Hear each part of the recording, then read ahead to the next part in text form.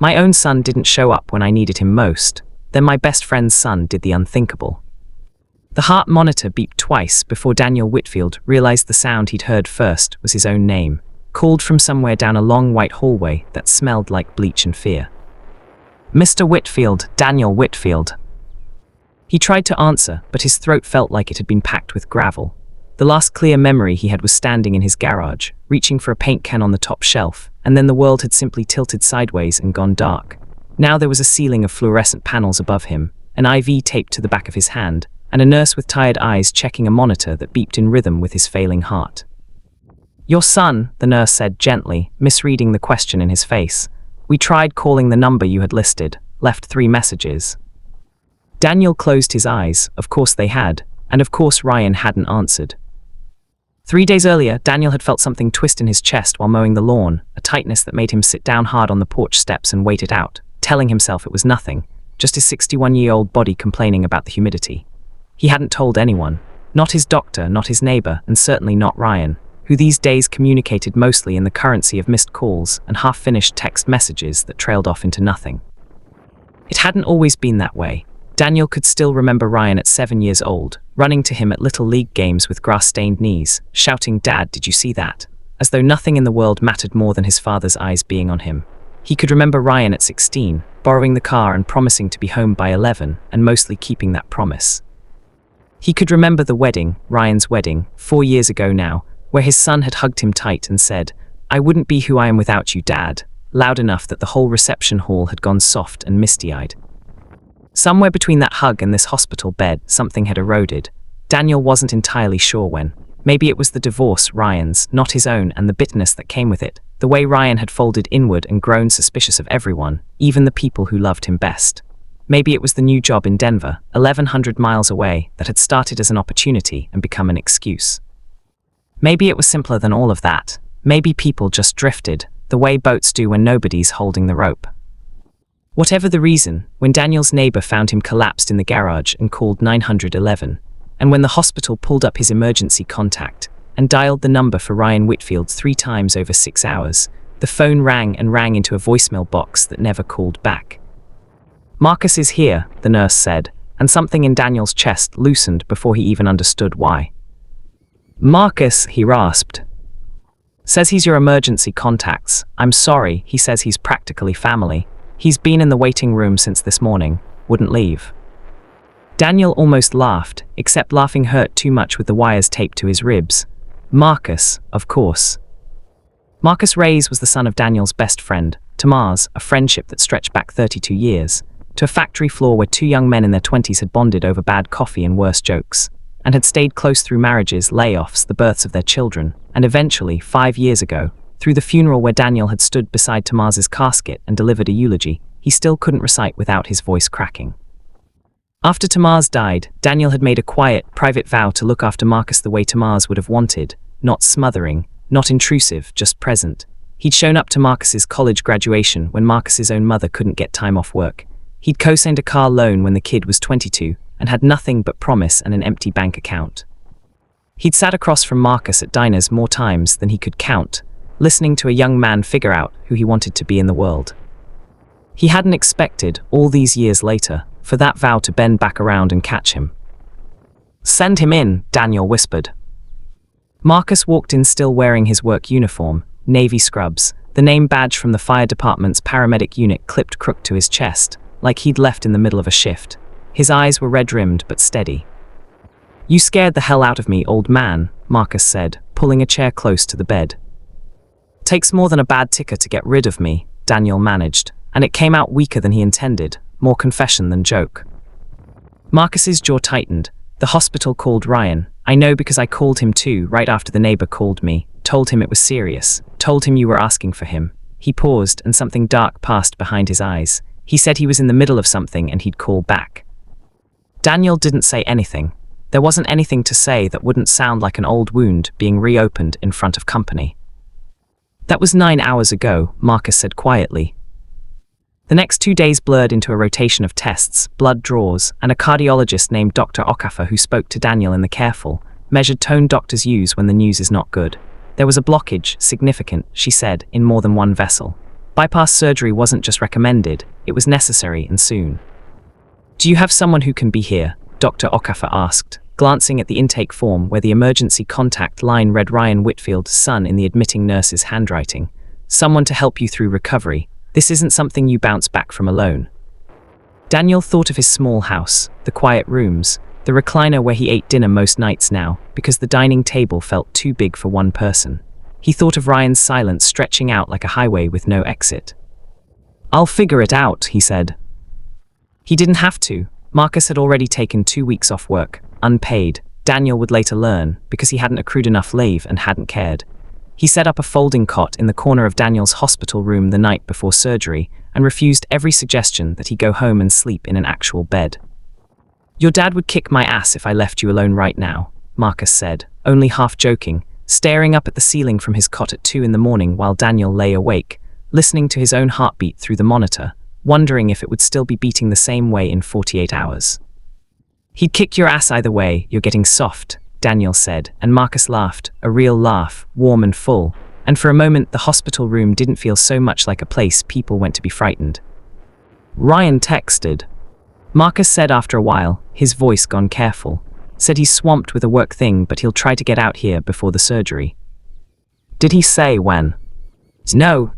Daniel nodded slowly in the dark, the way a man nods when he already knows the answer to a question he shouldn't have asked.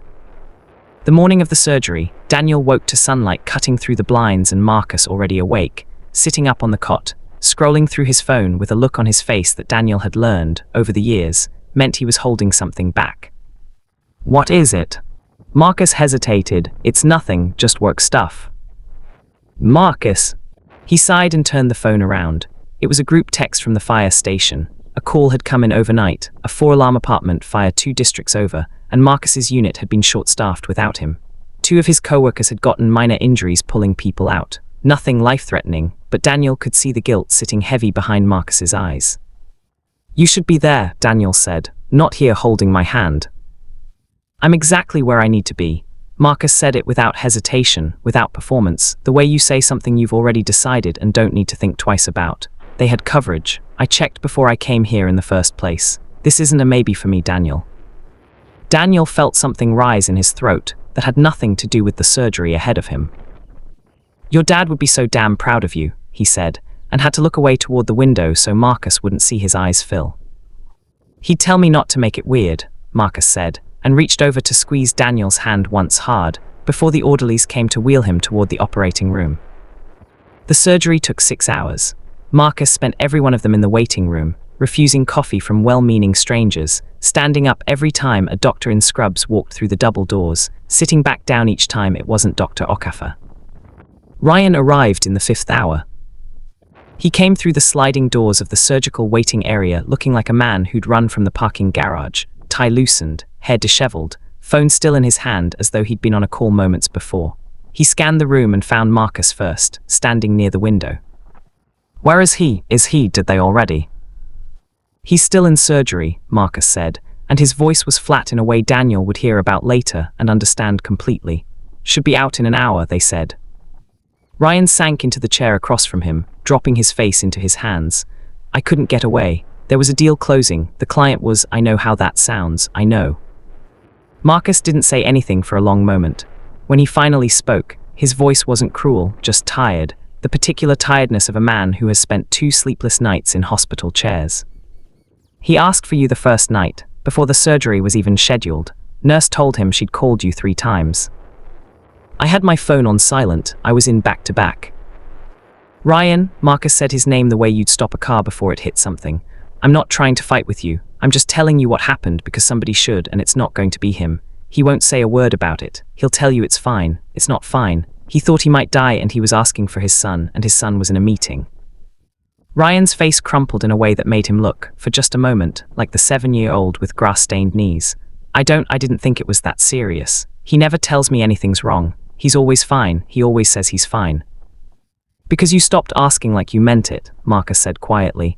"There's a difference between checking in and actually being there. He notices the difference. He's just too proud or too tired or too much your dad to ever say so."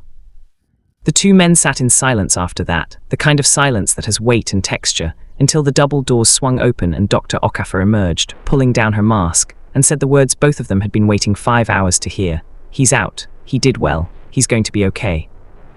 Daniel woke in recovery to two faces hovering over him instead of one, both blurred at the edges by anesthesia and relief. It took him a moment to understand that Ryan was actually there, not a fever dream conjured by a heart that wanted its son too badly to accept his absence. "Dad," Ryan's voice cracked on the single syllable. "I'm so sorry. I'm so sorry I wasn't. I should have been here from the beginning. I should have dropped everything the second they called." "You're here now," Daniel said, and meant it, even as some small, honest part of him noted that now had come after the danger had already passed, after someone else had already stood in the gap. Ryan took his father's hand, the one without the IV, and held it like he was afraid it would be taken from him. "Marcus told me, about the calls, about you asking for me." Daniel glanced past his son to where Marcus stood by the window, arms crossed, giving them space but not leaving the room, the same way he'd refused to leave for 4 straight days. "He didn't have to tell you that." "Yeah, Dad, he did." Ryan's eyes were wet. "Because I needed to hear it. Because you never would have told me, and I would have gone right back to thinking everything was fine, and one of these days it really wouldn't be, and I'd have missed it because I was too busy to notice my own father was drowning."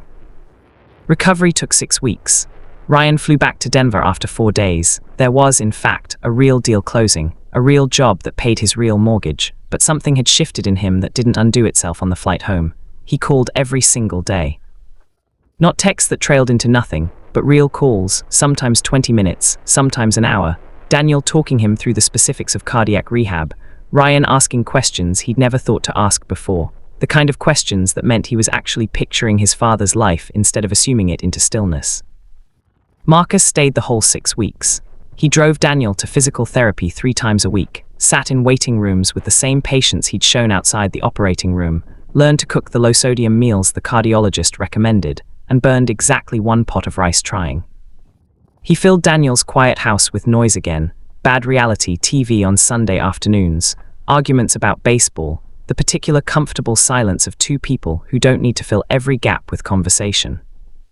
One evening, near the end of the 6th week, Daniel sat on the back porch with Marcus, watching the sun go down orange over the fence line, a blanket over his knees though the evening wasn't cold, a habit from the hospital that hadn't quite worn off. "You didn't have to do any of this," Daniel said. "Take the time off. Sleep on that terrible cot. Any of it."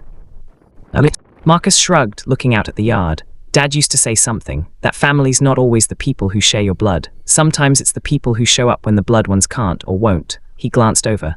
"You were that for me my whole life since he died, since before that, really. This was never a debt I was paying off, Daniel. It's just what you do for people you love." Daniel had to look away at the fence line for a moment, the way he had in the hospital room, letting the evening light do the work of hiding what was on his face.